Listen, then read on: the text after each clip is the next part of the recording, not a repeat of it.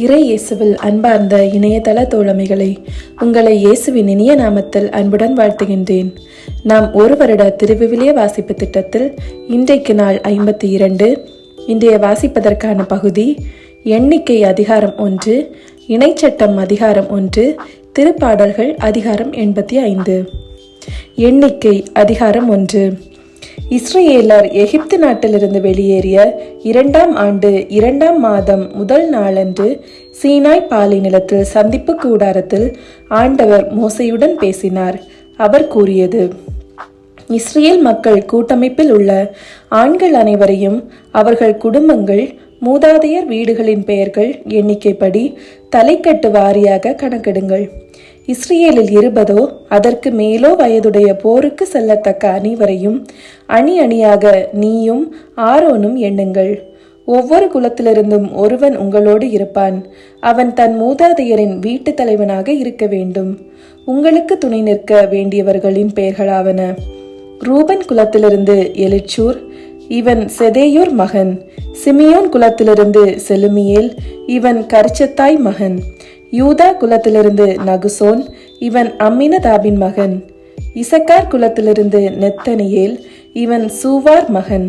செபுலோன் குலத்திலிருந்து எலியாபு, இவன் கேலோன் மகன்.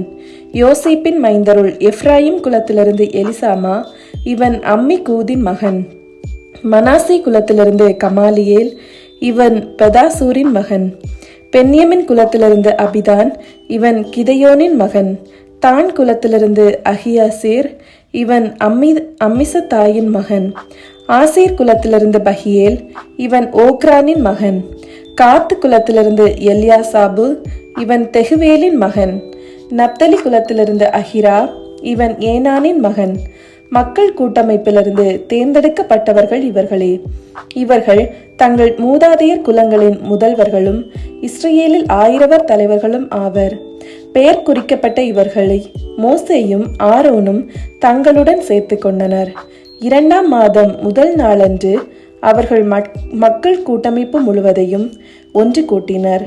அவர்கள் தங்கள் குடும்பங்கள் மூதாதையர் வீடுகளின் பெயர்கள் எண்ணிக்கைப்படி தலைக்கட்டு வாரியாக 20 அதற்கு மேலோ வயதுடையவர்களை பதிவு செய்தனர். ஆண்டவர் மோசேக்கு கட்டளையிட்டிருந்தது இதுவே. அவ்வாறே அவர் சீனாய் பாலை நிலத்தில் அவர்களை எண்ணினார். இஸ்ரேலின் தலைப்பேரான ரூபன் மக்களின் தலைமுறைகளில் அவர்கள் குடும்பங்கள் மூதாதையர் வீடுகளின் பெயர்கள் எண்ணிக்கைப்படி தலைக்கட்டு வாரியாக 20 அதற்கு மேலோ வயதுடைய போருக்கு போகத்தக்க மொத்த ஆண்கள். ரூபன் குலத்தில் எண்ணப்பட்டோர் 46,500 பேர். சிமியோன் மக்களின் தலைமுறைகளில் அவர்கள் குடும்பங்கள் மூதாதையர் வீடுகளின் பெயர்கள் எண்ணிக்கைப்படி தலைக்கட்டு வாரியாக 20 அதற்கு மேலோ வயதுடைய போருக்கு போகத்தக்க மொத்த ஆண்கள். சிமியோன் குலத்தில் எண்ணப்பட்டோர் 59,300 பேர். காத்து மக்களின் தலைமுறைகளில் அவர்கள் குடும்பங்கள் மூதாதையர் வீடுகளின் பெயர்கள் எண்ணிக்கைப்படி 20 வயதுக்கும் அதற்கு மேலும் போருக்கு போகத்தக்கவர்கள் மொத்தம் காத்து குலத்தில் எண்ணப்பட்டோர் 45,650 பேர். யூதா மக்களின் தலைமுறைகளில் அவர்கள் குடும்பங்கள் மூதாதையர் வீடுகளின் பெயர்கள் எண்ணிக்கைப்படி 20 வயதுக்கும் அதற்கு மேலும் போருக்கு போகத்தக்கவர்கள் மொத்தம் யூதா குலத்தில் எண்ணப்பட்டோர் 74,600 பேர். இசக்கார் மக்களின் தலைமுறைகளில் அவர்கள் குடும்பங்கள் மூதாதையர் வீடுகளின் பெயர்கள் எண்ணிக்கைப்படி 20 வயதுக்கும் அதற்கு மேலும் போருக்கு போகத்தக்கவர்கள் மொத்தம் இசக்கார் குலத்தில் எண்ணப்பட்டோர் 54,400 பேர்.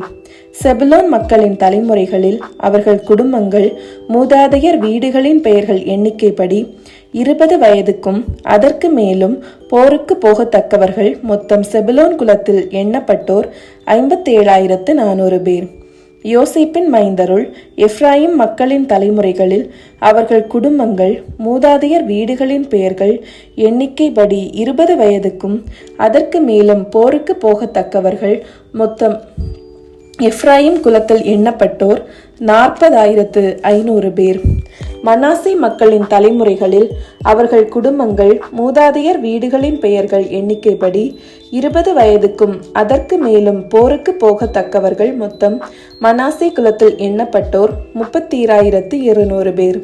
பென்யமின் மக்களின் தலைமுறைகளில் அவர்கள் குடும்பங்கள் மூதாதையர் வீடுகளின் பெயர்கள் எண்ணிக்கைப்படி 20 வயதுக்கும் அதற்கு மேலும் போருக்கு போகத்தக்கவர்கள் மொத்தம் பென்யமின் குலத்தில் எண்ணப்பட்டோர் 35,400 பேர்.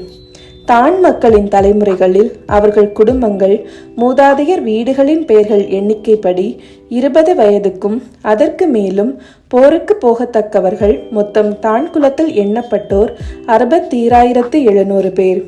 ஆசீர் மக்களின் தலைமுறைகளில் அவர்கள் குடும்பங்கள் மூதாதையர் வீடுகளின் பெயர்கள் எண்ணிக்கைப்படி 20 வயதுக்கும் அதற்கு மேலும் போருக்கு போகத்தக்கவர்கள் மொத்தம் ஆசீர் குலத்தில் எண்ணப்பட்டோர் 41,500 பேர். நப்தலி மக்களின் தலைமுறைகளில் அவர்கள் குடும்பங்கள் மூதாதையர் வீடுகளின் பெயர்கள் எண்ணிக்கைப்படி 20 வயதுக்கும் அதற்கு மேலும் போருக்கு போகத்தக்கவர்கள் மொத்தம் நப்தலி குலத்தில் எண்ணப்பட்டோர் 53,400 பேர். மூதாதையர் ஒவ்வொருவரின் வீட்டு முதல்வர்களான தலைவர் 12 துணையுடன் மோசேயாலும் ஆரோனாலும் எண்ணப்பட்டவர்கள் இவர்களே. ஆக மொத்தம் இஸ்ரேலில் மூதாதையர் வீடுகள் வாரியாக 20 வயதுக்கும் அதற்கு மேலும் போருக்கு போகத்தக்கவர்களாக எண்ணப்பட்ட இஸ்ரேல் மக்களின் எண்ணிக்கை மொத்தம் எண்ணப்பட்டோர் 6,03,550 பேர். ஆனால் இவர்களோடு லேவியர் தங்கள் மூதாதையர் குலப்படி எண்ணப்படவில்லை. ஏனெனில் ஆண்டவர் மோசேயிடம் சொன்னது, லேவி குலத்தை மட்டும் நீ எண்ண வேண்டாம், இஸ்ரேல் மக்களுக்குள் அவர்களை நீ கணக்கெடுப்பு செய்ய வேண்டாம். லேவியரை உடன்படிக்கை கூடாரம், அதன் பணி பொருட்கள், அதற்கு சொந்தமான அனைத்து பொருட்கள் ஆகியவற்றின் பொறுப்பாளராக ஏற்படுத்து. அவர்கள் கூடாரத்தையும் அதன் பணி பொருட்களையும் சுமந்து செல்ல வேண்டியவர்கள். அவர்கள் கூடாரத்தை சுற்றி தங்கியிருந்து அதை பேணி வருவார்கள். புறப்பட வேண்டிய நேரத்தில் லேவியரே கூடாரத்தை பிரித்து வைப்பர். கூடாரம் அடிக்கும் போது லேவியரை அதனை எழுப்பி நிறுத்துவர். வேறு எவனும் அதன் அருகில் வந்தால் அவன் கொல்லப்படுவான். இஸ்ரேல் மக்கள் அணியணியாக சென்று ஒவ்வொருவரும் தம் பாளையம், கொடி இவற்றுக்கேற்ப தங்கியிருப்பர். லேவியரோ இஸ்ரேல் மக்கள் கூட்டமைப்பின் மேல் சினம் வராதபடி உடன்படிக்கை கூடாரத்தை சுற்றி பாளையம் இறங்குவர். உடன்படிக்கை கூடாரத்தை காவல் செய்ய வேண்டியவரும் லேவியரே. இஸ்ரேல் மக்கள் இவ்வாறே செய்தனர். ஆண்டவர் மோசேக்கு கட்டளையிட்டபடி எல்லாம் அவர்கள் செய்தனர். இணைச்சட்டம் அதிகாரம் 1. யோர்தானுக்கு அப்பால் பாரானுக்கும் தோப்பேல், லாபான், அட்சரோத்து, திசஹாபு ஆகியவற்றிற்கும் இடையே சூபுக்கு கிழக்கே அமைந்த அராபா பாலை நிலத்தில் இஸ்ரேல் அனைவருக்கும் மோசே உரைத்த வார்த்தைகள் இவையே. காதேசு பர்னேயா என்ற அந்த இடம் ஒரேபிலிருந்து சேயீர் மலை வழியாக 11 நாள் பயண தொலையில் இருந்தது. இஸ்ரேல் மக்களுக்கென ஆண்டவர் கட்டளையிட்ட யாவற்றையும் 40வது ஆண்டின் 11ஆம் திங்கள் முதல் நாளன்று மோசே அவர்களுக்கு உரைத்தார். எஸ்போனில் வாழ்ந்த எமோரியரின் அரசன் சீஹோனையும், எதிரேயி அருகே அசித்தரோத்தில் வாழ்ந்த பாசானின் அரசன் ஓகையும் முறியடித்த பின்னர் யோர்தானுக்கு அப்பால் மோவாபு நாட்டில் பின்வரும் இந்த சட்டங்களை மோசே எடுத்துரைத்தார். அவர் கூறியது, ஆண்டவராகிய நம் கடவுள் ஓரேபில் நமக்கு உரைத்தது, இந்த மலைப்பகுதியில் நீங்கள் நெடுநாள் தங்கிவிட்டீர்கள். புறப்படுங்கள், எமோரியரின் மலைப்பகுதியை நோக்கி பயணமாகுங்கள். சமவெளியிலும் குன்றுகளிலும் பள்ளத்தாக்கிலும் நெகேபிலும் கடற்கரையோரங்களிலும் வாழும் எல்லா மக்களிடமும் செல்லுங்கள். கானானிய நாட்டுக்கும் லெபனோனுக்கும் யூப்ரதீசு பேராறு வரைக்கும் செல்லுங்கள். இதோ அந்த நாட்டை உங்கள் முன் வைத்துள்ளேன். ஆண்டவர் உங்கள் மூதாதையராகிய ஆபிரகாமுக்கும் ஈசாக்குக்கும் யாக்கோபுக்கும் அவர்களுக்கு பின்வரும் அவர்கள் வழிமரபினருக்கும் கொடுப்பதாக ஆணையிட்டு கூறியபடி நீங்கள் போய் அந்த நாட்டை உரிமையாக்கி கொள்ளுங்கள். அப்பொழுது நான் உங்களுக்கு கூறியது, என்னால் தனியாளாக உங்களை தாங்க முடியாது. உங்கள் கடவுளாகிய ஆண்டவர் உங்களை பலுக செய்துள்ளார். இதோ இப்பொழுது நீங்கள் விண்மீன்களைப் போல் பெருந்திரளாய் உள்ளீர்கள். உங்கள் மூதாதையரின் கடவுளாகிய ஆண்டவர் நீங்கள் இப்பொழுது இருப்பதை விட 1000 மடங்கு உங்களை பெருக செய்வாராக. வாக்களித்தது போல உங்களுக்கு ஆசி வழங்குவாராக. உங்கள் பழுவையும் துன்பத்தையும் வழக்குகளையும் என்னால் தனியாளாக தாங்க முடியுமா? உங்கள் ஒவ்வொரு குலத்திலும் ஞானமும் அறிவாற்றலும் நற்பெயரும் கொண்டவர்களை தேர்வு செய்யுங்கள். நான் அவர்களை உங்களுக்கு தலைவர்களாக ஏற்படுத்துவேன். நீங்களும் எனக்கு மறுமொழியாக செய்ய வேண்டியது குறித்து நீர் சொன்னது நன்று என்றீர்கள். எனவே ஞானமும் நற்பெயரும் கொண்ட உங்கள் குலத் தலைவர்களை நான் தேர்ந்தெடுத்தேன். அவர்களை 1000 தலைவராக, 100 தலைவராக, 50 தலைவராக, 10 தலைவராக மற்றும் உங்கள் ஒவ்வொரு குலத்தின் அலுவலர்களாக ஏற்படுத்தினேன். மேலும் உங்கள் நீதி தலைவர்களுக்கு நான் கட்டளையிட்டு, உங்கள் சகோதரர்களின் வழக்குகளை கேளுங்கள். ஒருவனுக்கும் அவன் சகோதரனுக்கும் இடையே அல்லது அவனோடு தங்கும் அந்நியனுக்கும் இடையே நீதியின்படி தீர்ப்பிடுங்கள். விருப்பு வெறுப்பின்றி தீர்ப்பிடுங்கள். உயர்ந்தோனுக்கும் தாழ்ந்தோனுக்கும் ஒன்று போல் செவி கொடுங்கள். எந்த மனிதனுக்கும் அஞ்ச வேண்டாம், ஏனெனில் நீதி தீர்ப்பு கடவுளுக்கே உரியது. உங்களால் தீர்க்க இயலாததை என்னிடம் கொண்டு வாருங்கள், நான் வழக்கை கேட்பேன் என்றேன். இவ்வாறு நீங்கள் செய்ய வேண்டிய அனைத்தையும் அந்நேரத்தில் நான் உங்களுக்கு கட்டளையாக கூறினேன். பின்னர் நம் கடவுளாகிய ஆண்டவர் நமக்கு கட்டளையிட்டிருந்தபடி நாம் ஓரேபை விட்டு புறப்பட்டு நீங்களே கண்டு அஞ்சிய பெரும் பாலைநிலம் முழுவதும் எமோரியரின் மலைப்பாதை வழி நடந்து காதேச பர்னேயாவுக்கு வந்து சேர்ந்தோம். அங்கு நான் உங்களை நோக்கி, நம் கடவுளாகிய ஆண்டவர் நமக்கு கொடுக்கவிருக்கும் எமோரியரின் மலைநாட்டுக்கு நீங்கள் வந்து விட்டீர்கள். இதோ உங்கள் கடவுளாகிய ஆண்டவர் உங்களுக்கு தந்துள்ள நாட்டை பாருங்கள். உங்கள் கடவுளாகிய ஆண்டவர் உங்கள் மூதாதையருக்கு அளித்த வாக்கிற்கிணங்க நீங்கள் போய் அதை உரிமையாக்கிக் கொள்ளுங்கள். அஞ்ச வேண்டாம், கலக்கமுற வேண்டாம் என்றேன். அப்பொழுது நீங்கள் எல்லோரும் என்னிடம் வந்து, நமக்கு முன் ஆட்களை அனுப்புவோம், அவர்கள் நமக்காக அந்த நாட்டை ஆய்ந்து பார்ப்பார்கள். நாம் அதனுள் செல்ல வேண்டிய பாதையை பற்றியும் நாம் செல்ல வேண்டிய நகர்களை குறித்தும் அவர்கள் செய்தியுடன் நம்மிடம் திரும்புவார்கள் என்றீர்கள். அது நல்லதாக எனக்கு தோன்றியது. உங்களிலிருந்து குலத்துக்கு ஒருவராக 12 தேர்ந்தெடுத்தேன். அவர்கள் புறப்பட்டு மலையில் ஏறி எசுக்கோல் பள்ளத்தாக்கு வரை சென்று அதை உளவு பார்த்தனர். மேலும் அவர்கள் அந்த நாட்டின் கனிகளில் சிலவற்றை பறித்து நம்மிடம் கொணர்ந்து, நம் கடவுளாகிய ஆண்டவர் நமக்கு கொடுக்கவிருப்பது நல்ல நாடு என்று நமக்கு செய்தி சொன்னார்கள். ஆயினும் நீங்கள் முன்னேறி செல்ல மறுத்தீர்கள்.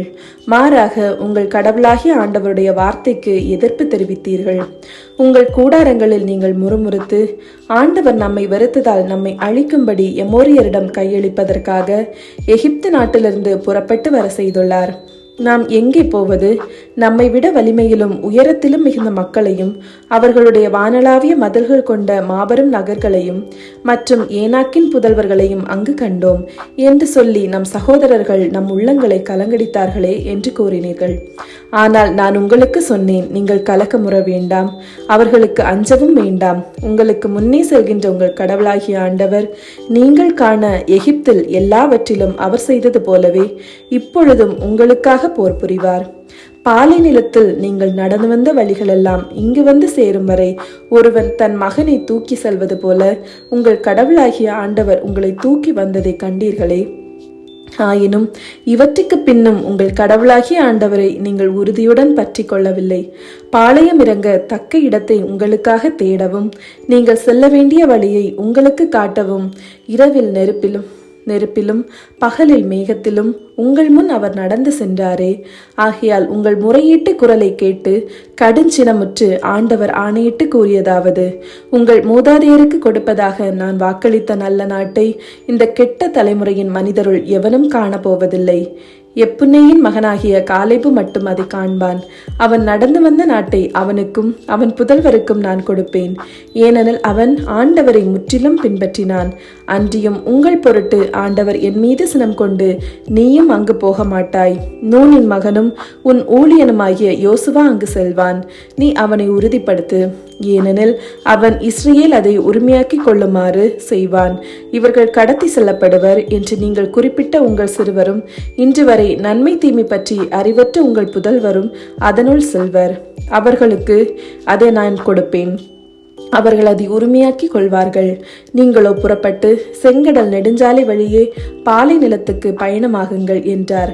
உடனே நீங்கள் எனக்கு எதிராக எனக்கு மறுமொழியாக, நாங்கள் ஆண்டவருக்கு எதிராக பாவம் செய்தோம். நம் கடவுளாகிய ஆண்டவர் நமக்கு கட்டளையிட்டபடியே நாங்கள் போய் போர் புரிவோம் என்றீர்கள். பிறகு நீங்கள் ஒவ்வொருவரும் போர்க்கோலம் பூண்டீர்கள். மலை மீது ஏறிப்போவது எளிது என்று எண்ணினீர்கள். அப்பொழுது ஆண்டவர் என்னிடம், நீங்கள் போக வேண்டாம், போர் புரியவும் வேண்டாம். உங்கள் பகைவர் உங்களை முறியடிப்பர், ஏனெனில் நான் உங்கள் நடுவே இருக்க மாட்டேன் என்று அவர்களுக்கு சொல் என்றார். நானும் உங்களுக்கு அதையே சொன்னேன், நீங்களோ கேட்கவில்லை. மாறாக நீங்கள் செருக்குற்று ஆண்டவரின் வாக்கை மீறி மலை மீது ஏறினீர்கள். அந்த மலைப்பகுதி வாழ் எமோரியர் உங்களுக்கு எதிராக புறப்பட்டு தேனீக்கள் போல் உங்களை துரத்தி அடித்தனர். சேயீர் தொடங்கி ஓர்மா வரையிலும் உங்களை முறியடித்தனர்.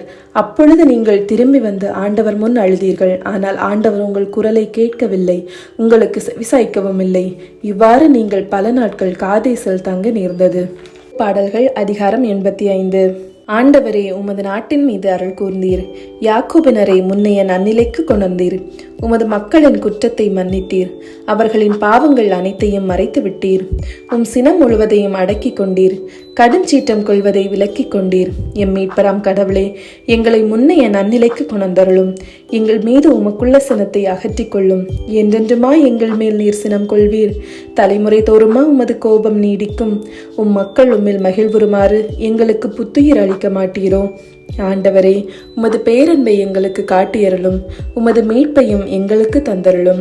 ஆண்டவராம் இறைவன் உரைப்பதை கேட்பேன். தம் மக்களுக்கு, தம் பற்றுமிகு அடியாருக்கு நிறைவாழ்வை அவர் வாக்களிக்கின்றார்.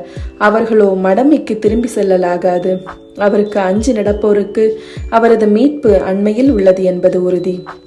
நம் நாட்டில் அவரது மாட்சி குடிகொள்ளும். பேரன்பும் உண்மையும் ஒன்றையொன்று சந்திக்கும். நீதியும் நிறைவாழ்வும் ஒன்றையொன்று முத்தமிடும். மண்ணினின்று உண்மை முளைத்தலும், விண்ணினின்று நீதி கீழ் நோக்கும். நல்லதையே ஆண்டவர் அருள்வார். நல் விளைவை நம் நாடு நல்கும். நீதி அவர் முன் செல்லும். அவர் தம் அடிச்சுவடுகளுக்கு வழிவகுக்கும்.